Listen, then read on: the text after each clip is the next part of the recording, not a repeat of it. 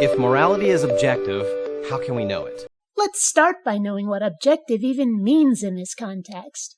5 through 8 are the relevant definitions here. The point being that for something to be objective, it has to exist outside the mind, not be influenced by feelings, independent of the observer. Compare that to subjective, which is the exact opposite, something that belongs solely to us, existing only in our minds. Shall we question which of the two morality might be? Oh, I think we shall. Let's do this.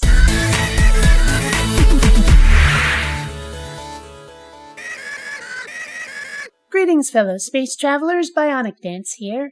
Today we're discussing the nature of morality, a subject near and dear to this particular critical thinker. The question posed, how to tell if morality is objective, is one that frankly still surprises me. Don't get me wrong, I agree with asking questions, but the fact that this one wasn't all but settled long ago is bizarre. Are our moral intuitions, are they subjective, kind of like our feelings? Well, in answering this question, we have to understand the idea of a moral intuition. What is an intuition? An intuition is simply a reflective way of seeing something. Every definition of intuition I've been able to find has one thing in common, that it is done without the use of rational thought. And objective thought is, by definition, nothing but rational. If there's anything intuition cannot be, it's objective. Think about the Declaration of Independence. It says, we hold these truths to be self-evident, that all men are created equal. Which is, frankly, an incorrect statement, because self-evident or not, those are not truths. First of all, men are not created, but I suppose we can take that as a metaphor if we must. But men are also in no way equal. There are some who are stronger, some who are smarter, some who are both or neither. Some are pretty, some are ugly, some are handsome or brave or cowardly or nice. Some are assholes. That says nothing about how equally they should be treated under the law. But to claim it's self-evident they're equal is ludicrous. It's like a really primitive form of political correctness. So using this as an example of intuitive thinking really doesn't help your case.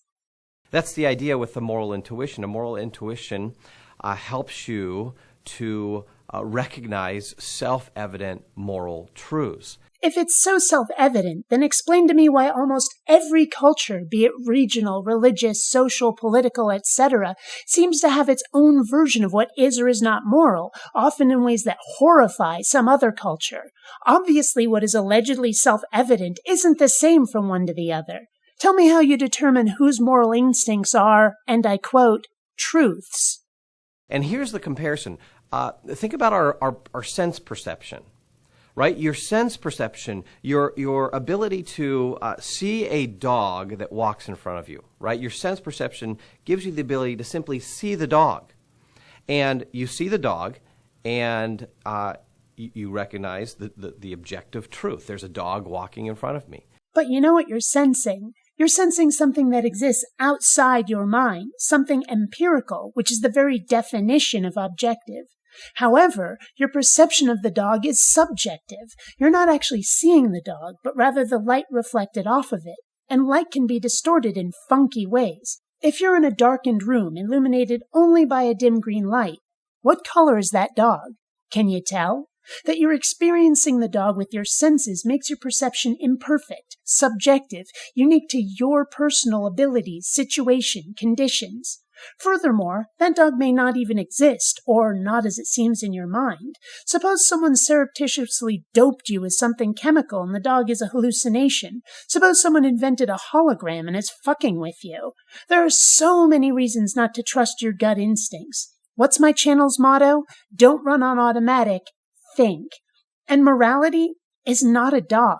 You don't even have the advantage of something to see, however potentially distorted. The best you have is your own feelings and what has been instilled in you by your family, by your culture, which is, by definition, biased. And that's being generous. It wouldn't shock me to discover each culture pointing to the morals of another and saying that they're distorted. This comparison is naive at best, and that's being generous. It could be just a flat-out lie. And so our intuitions need to be distinguished between our feelings. Intuition is not the same thing as feeling. An intuition is our moral perception of things. And it's different from feelings. How exactly? According to you, we're experiencing something instinctual, and so, by definition, it is a product of the mind and not based in any rational thought. Sounds an awful lot like a feeling, doesn't it? I've asked dozens of people how morality can be anything other than a feeling, and the answer I usually get is to be asked how so many people can believe the same thing and it not be true. Well, I can point to a lot of things people have believed at one time or another that turned out to be steaming bullshit. And I can point to a lot of people who believe something about which a lot of other people believe the exact opposite. Do you really want to play that game? And so this gives us the ability to recognize certain moral truths. And some of these moral truths are simply self-evident. No, they're not. All we know for certain is that we don't like it. Why don't we like it? Because as seen from our perspective, it causes harm, which is usually rather detrimental to our lives, our happiness. But our perspective and someone else's perspective are not the same. Where we might see the mutual benefit in people treating each other as they would like to be treated themselves, someone else might see that they have the power to treat others as they wish without fear of repercussion. Happiness is subjective. For that matter, so is what constitutes harm. There are some people who get awfully bent out of shape about things like gay marriage, and when they're not just saying that homosexuality is immoral because their God says so, they usually don't want the institution of marriage to change. To them, simply being different is harmful and thus immoral. The only common factor here is what people like and what people don't, but taken to such an extreme that they call it a self-evident truth because they can't possibly imagine it any other way. And that is what gets called morality. But it's clear that morality has no factual basis. It is based entirely on our perception of what we feel should be so versus what we feel shouldn't. So we know that raping women is a moral wrong. And that's self-evident. Is it? Do we? And yet, what about those Middle Eastern men who think it's totally cool to marry and have sex with 8-year-old girls? They don't seem to think it's all that self-evidently wrong.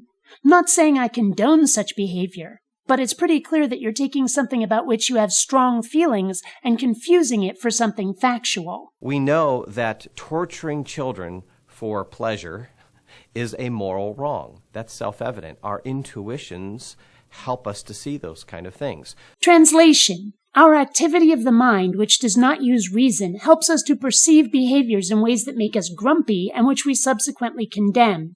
Morality is a subjective feeling, not an objective fact separate from ourselves, which we are perceiving. So no, our intuitions aren't merely subjective.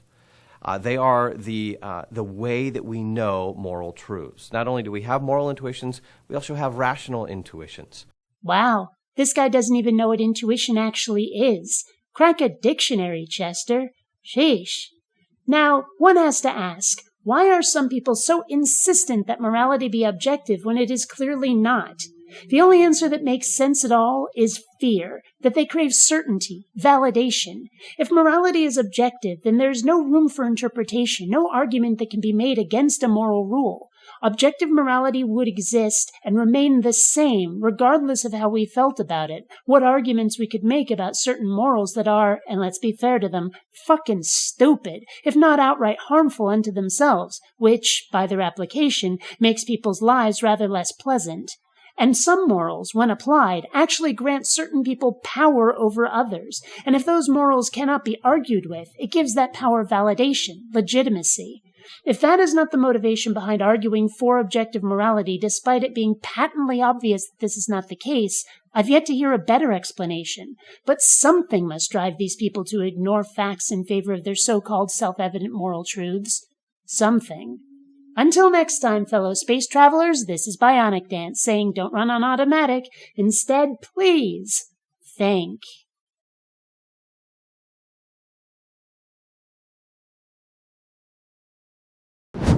A thumbs up for this video is a vote for excellence and glory. Subscribe to BionicDance and make the internet great again.